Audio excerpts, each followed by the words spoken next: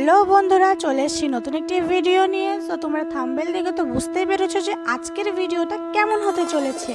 তো বেশি কথা না বাড়িয়ে ভিডিওটা স্টার্ট করা যাক।